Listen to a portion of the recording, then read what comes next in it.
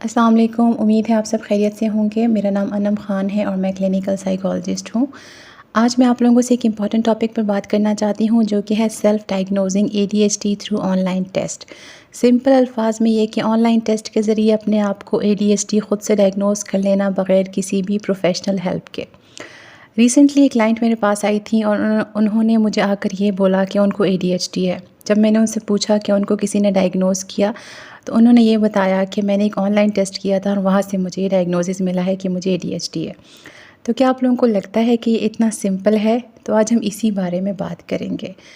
ADHD पर मैं एक डिटेल्ड वीडियो भी बना चुकी हूँ जिसका लिंक आपको डिस्क्रिप्शन में मिल जाएगा। एडीएचडी यानी कि attention deficit hyper activity disorder.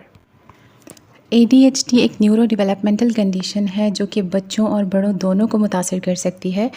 इसके अंदर इस तरह के प्रॉब्लम्स आते हैं जैसे कि इंडिविजुअल अटेंशन पे नहीं कर पाता, अपने इम्पल्सेस को कंट्रोल नहीं कर पाता, रेस्टलेस होता है या ओवर एक्टिव होता है। इसकी 3 टाइप्स होती हैं। फर्स्ट टाइप होती है इनअटेंटिव टाइप, यानी कि ऐसे लोग ईज़िली डिस्ट्रैक्टेड होते हैं, ईज़िली वो चीज़ें भूल जाते हैं, वो अक्सर डे ड्रीमिंग करते रहते हैं।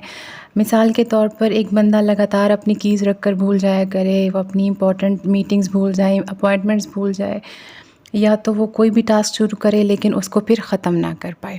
सेकंड टाइप होती है हाइपर एक्टिव टाइप, यानी कि ऐसे लोग बहुत ज़्यादा बातें करते हैं, एक जगह बिल्कुल भी टिक कर नहीं बैठेंगे, बग़ैर सोचे समझे कोई भी एक्ट कर देंगे। फॉर एग्ज़ाम्पल ऐसे लोग अक्सर जो होते हैं वो दूसरों को इंटरप्ट करते हैं, अपनी टर्न का वेट नहीं कर सकते या बहुत जल्दी जल्दी बातें करते हैं।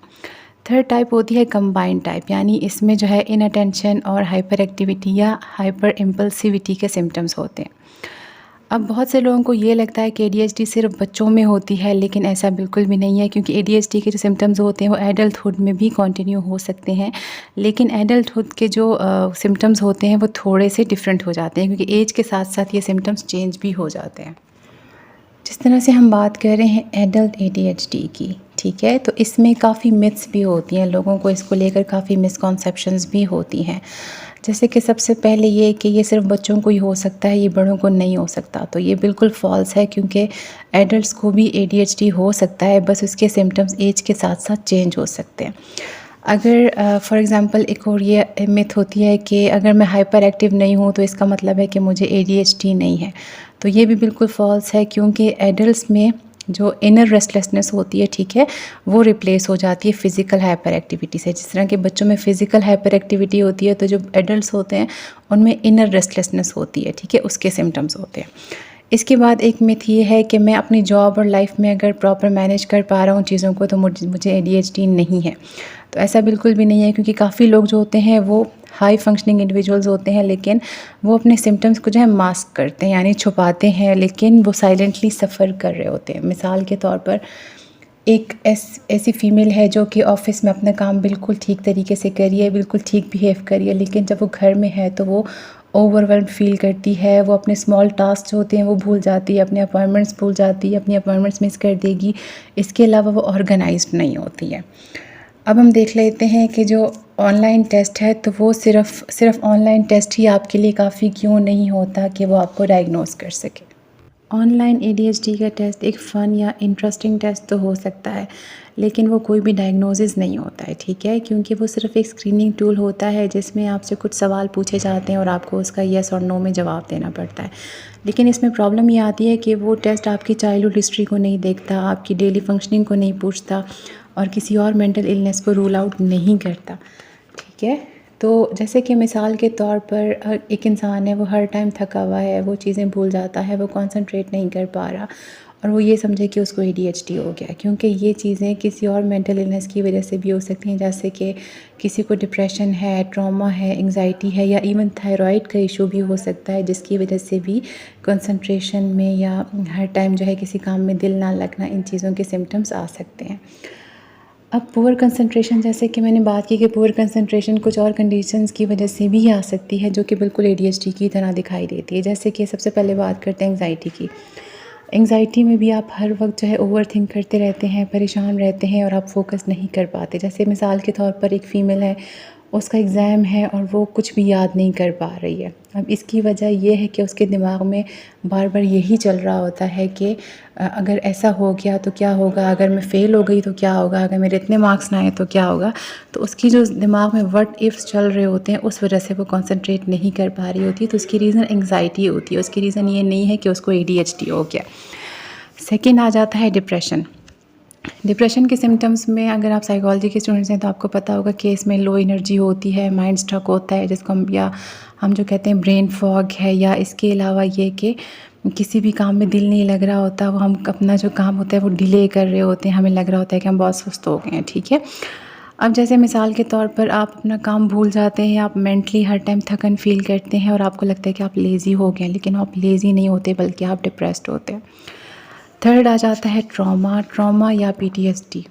इसमें भी मेंटली एक इंडिविजुअल जो होता है वो स्टक होता है अपने पास्ट एक्सपीरियंसेस को लेके, पास्ट किसी ट्रॉमेटिक एक्सपीरियंस को लेके। तो जैसे कि मिसाल के तौर पर एक फ़ीमेल है, उसका एक वायलेंट एनवायरनमेंट में वो पली बड़ी है, तो वो अक्सर कन्वर्सेशंस के दौरान जो है वो कहीं गुमसुम हो जाए और हम यही कहें कि वो इनअटेंटिव है, तो इसका मतलब है कि उसको ADHD है।